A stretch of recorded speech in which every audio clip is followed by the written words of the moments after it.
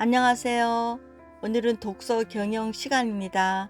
새벽에 비가 촉촉히 내립니다. 이제 더위가 물러간 것 같네요.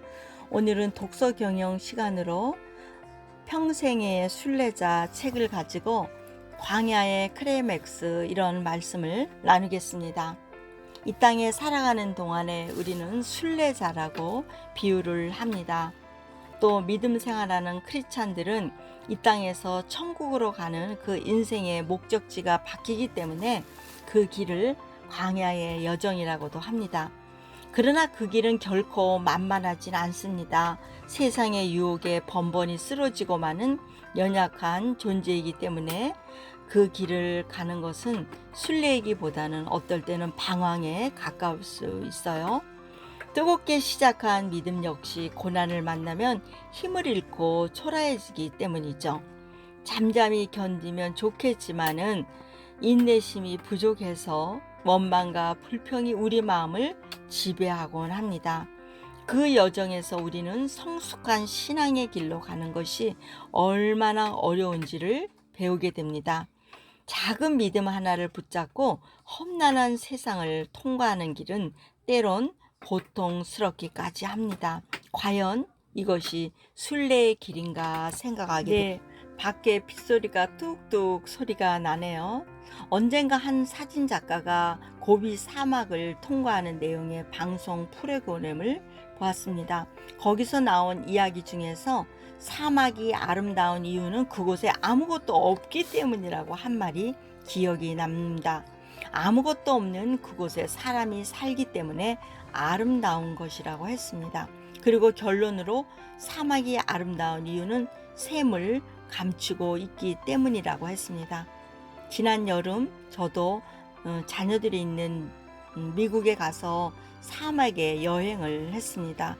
정말로 사막의 끝없는 사막의 가시밭길 같은 그런 길을 걷고 또 나무도 가시 돋친 그런 나무들을 보면서 정말로 사막의 여정이 떼약볕에서 살아가는 것이 얼마나 힘들까도 또 생각하면서 경험을 한 시간들이 있었습니다.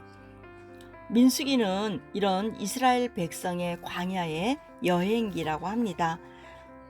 차마 약속의 땅을 향한 순례라고 부르기에 민망할 만큼 아우성으로 가득 찬 말씀이죠. 그러나 그 속에서 믿음을 지키려는 작은 이들의 몸짓이 있었습니다.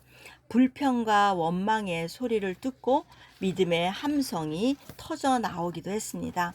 광야에서 또 샘물을 만나기도 하고 만나를 경험하기도 했습니다.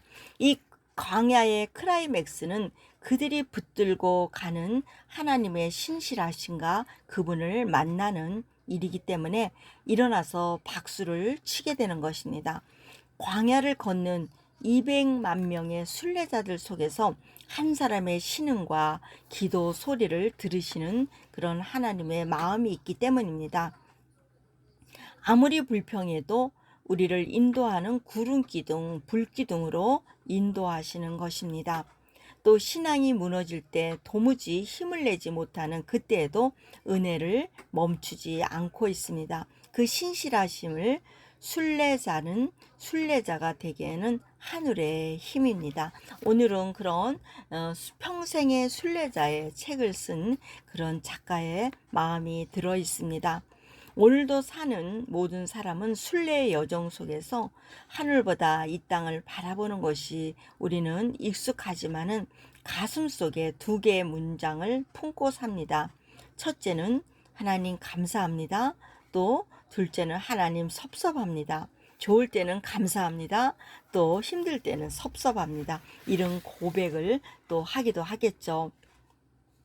이렇게 우리 마음속에 때마다 또 일마다 나타나는 속마음을 감사로 표현하는 것이 바로 믿음이죠. 이 둘 사이에 존재하는 것이 바로 영성입니다. 광야는 믿음이 자라고 영성이 깊어지는 곳입니다. 비록 민수기는 우리의 연약한 모습 그대로 다 보여주지만 그럼에도 낙심하게 만드는 책이 아닙니다. 사람들은 무성한 말을 이기는 하나님의 말씀이 살아서 우리를 지배하고 그 길에서 기적이 일어나기 때문입니다. 광야에서 영광이 드러나는 시내산이 있고요. 또한 사막이 또 샘이 감추어 있듯이 광야의 마른 땅에서 곳곳에 보이지 않는 샘이 터져 나와서 우리를 위해서 사막에서 그 생수를 마시는 그런 박수치는 영광도 준비해 주셨습니다. 그 길을 가면서 승리의 길을 이끄시는 것을 경험하면서 순례의 길이 기대와 모험의 여정으로 바뀌게 됩니다. 불평에서 기대와 모험의 여정으로 간다면 얼마나 기쁜 일이겠습니까? 믿음의 고민을 가지고 순례의 길을 걷는 이에게 민수기는 선물과 같은 책입니다. 신앙인들에게 영적으로 찾아갈 수 있는 귀소 본능이 장착되어 있습니다. 그런 우리가 흔들리는 영성을 붙들어주는 작은 힘이 말씀에 있기 때문입니다. 오늘도 우리의 영성이 그런 순례자의 길이지만은 맡겨진 일에 스스로 또 자원하는 마음으로 기쁜 마음으로 자기 주도적 신앙생활을 할 수 있다면은 그런 열리는 그런 마음이 있을 거라고 합니다. 이스라엘 백성이 40년의 그런 여정이었지만은 우리 인생은 40년이 아니고 아주 더 많은 길을 갈 수도 있습니다. 그러나 요람에서 무덤까지라고 인생은 여행이라고 했지 않습니까?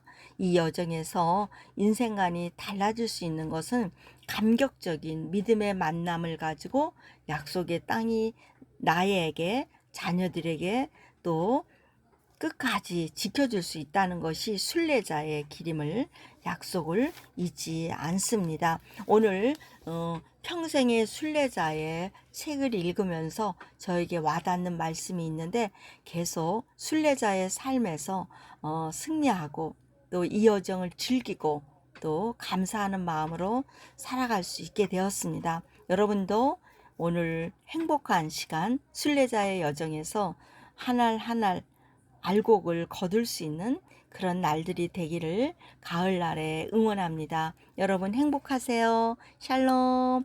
이경채 작가였습니다.